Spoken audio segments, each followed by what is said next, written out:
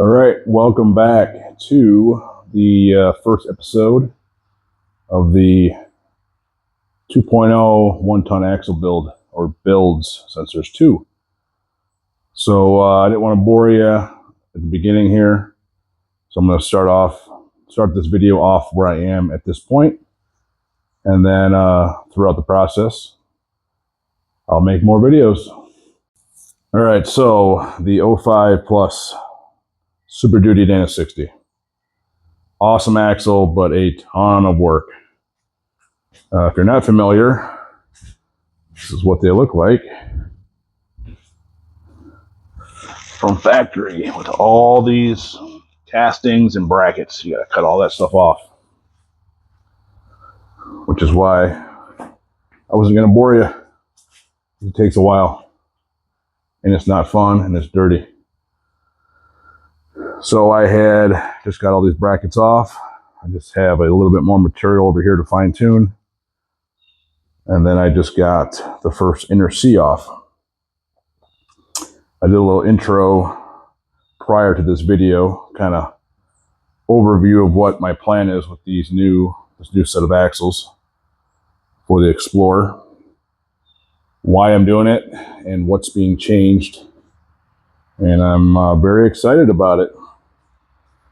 So I got the inner C off. I was trying to save it, not that I need it, but I'm sure it's a sellable piece. But I was going to keep trying on this tube. So I just ended up splitting it to get it off nice and easy. So I'm going to do the same thing over here. I'm going to start grinding it. Basically, when I kind of come in as flat or 30 degree as possible so you don't hit the tube. And then it'll eventually do a fine crack. And I'll just do a relief split and they come right off. All right, so that's about as much fun as you can possibly have. I promise you. Not.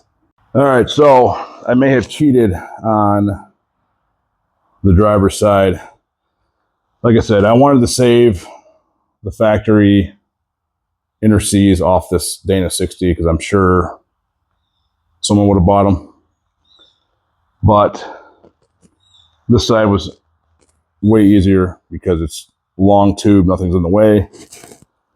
This side, you got all this cast and the differentials right here. So after trying a little bit, I just don't like when flap discs start bending and curving when you're cutting. It's just I'm not interested in getting hurt. Even though I was wearing glasses and a face shield, but not worth $100 or whatever I would sell those for. So basically what I did, oh, here's the pieces.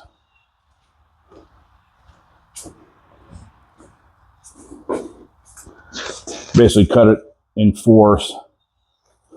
It just came through and cross cut, and then basically cut right on the weld, knocked it off.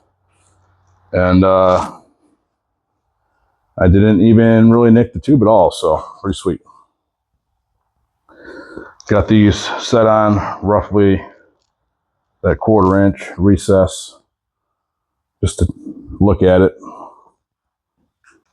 And then bolted on the ballistic diff cover, just to kind of see how that lines up. It fits really good. And then I'm just trying to get an idea.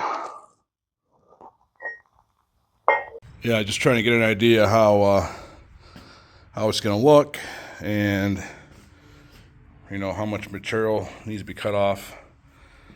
So this plate is like I don't know, probably 3/8 thick. So basically 3/8 below the edge of this, down, and then back.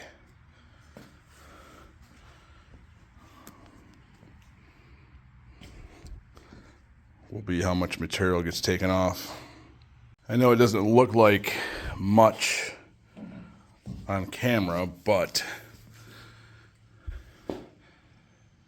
it's a lot of area that gets hung up. You know, it's a big patch. So it'll definitely be worth it.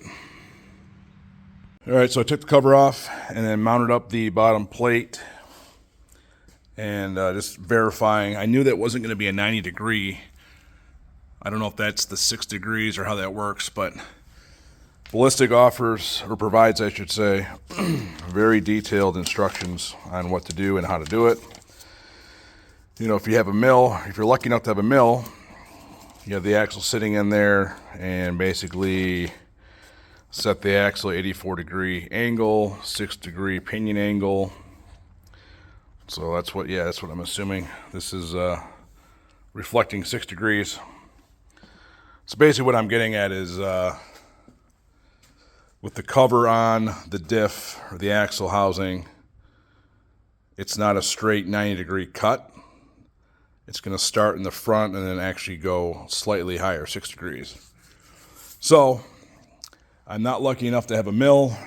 I thought I had somebody to do it, but I'm going to try my best, take my time, and do it with the tools I have. I put the cover on with all but 2 of the bolts, and I scribed this line here. It's kind of the starting point. So I'm going to go ahead and basically try to start taking out a little bit at a time. I kind of scraped around just for my to visualize it, but I'm just going to start small and go from there. Bolted the cover up one more time. Make sure the mark was where it's at. The cover, I mean, it virtually goes exactly where the bolts are. There's really no playing it. And then just laying this over top. Like I said, I'm gonna start small and expand from there. All right, so I guess I kind of forgot the video a little bit here, but it's a long, slow process shaving this axle, just using cutoff wheels, grinders, and Sawzall. But I just ordered a 25 pack accidentally from Benchmark Abrasives, and these things take material off super easy. Let's see.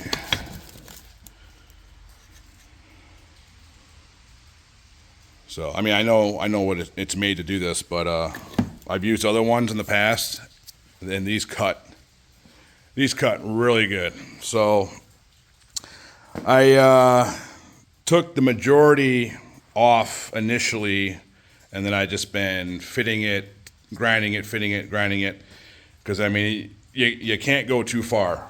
So nothing I can really video. I mean, it'd be hours of sped up video of me grinding on this. So let me show you where I'm at right now. I'm probably about 85% there, maybe a little bit more, but it's getting kind of close, and let's see where we're at.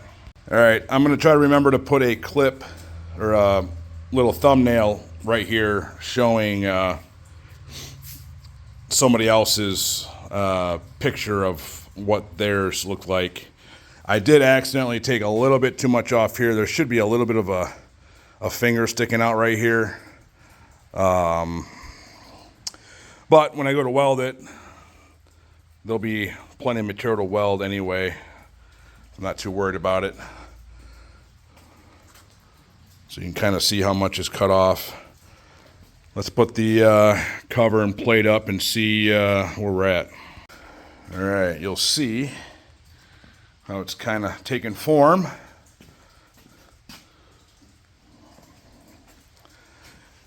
And you'll see I'm getting very close.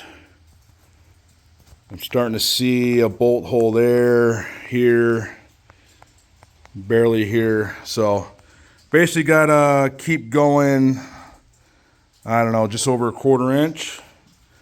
But I gotta keep that angle. It's 6 degrees.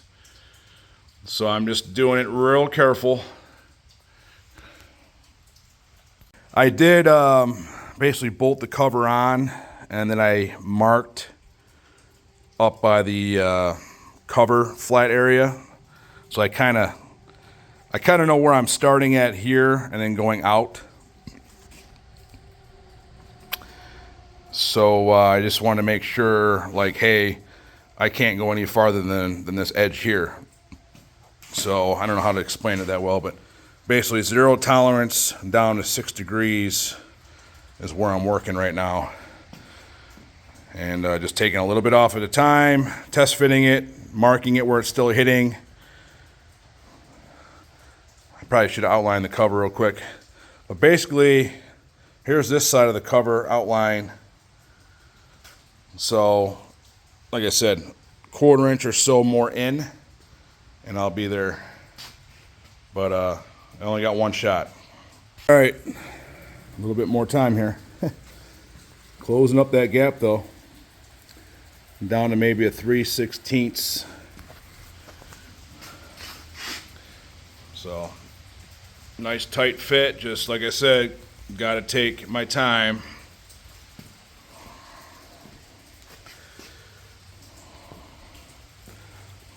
Ton of dust. That was from last video, or earlier in the video. All right, I'm really close now. I took off the grinding disc and put on a 40 grit, I think. Yeah, 40 grit flat disc. So it's not as aggressive, a lot smoother. And I am almost there. So a little bit more. Just a little bit more. This thing's heavy. Yeah, so here we go. You can see how much smoother and shinier it looks with the flap disc. So I just gotta take a little bit more off, and I'm almost there. All right, so now that the D60 is shaved and prepped for the ballistic shape kit, moved on and took my angle grinder with an aggressive wheel and went through and wire wheeled or wire brushed all of the majority of everything. And then little nooks and crannies I'll get in with small little wire wheels and stuff, but see where we're at now. So luckily this axle housing was in really good shape. It didn't have that typical north scale and just flaking metal rust on it. It was basically just surface rust and a little bit of dirt and grime. Example of what I'm talking about. This type of stuff, even though this isn't bad either, but just to compare. Now I'm just kind of test fitting, or I'm gonna test fit this Barnes truss and finish cleaning up a little bit of stuff here, and then I'll tap on the heavy duty C's and just kind of see how everything mocks up. Oh, that's so awesome how much material is gone. All right, just as I remembered from that one, just gotta take off that stub and then get this stuff all ground down smooth. So I'll just take all the rest of this casting off and go from there. And then I'll be able to clean up back here better with a little wire brush.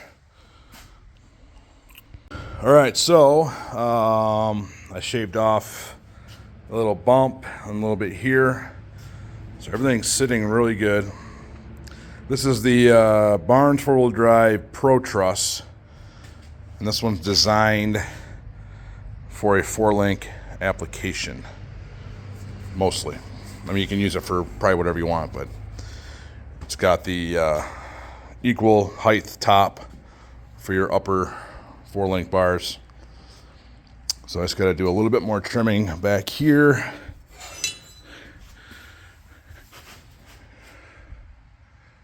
Just got to remove that little stud and then this right here.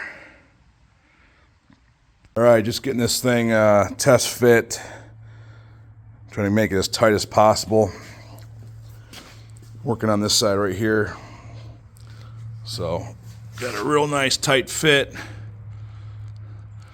So I got a welding magnet behind it squared up. I'm going to just tack that and then tack the other side.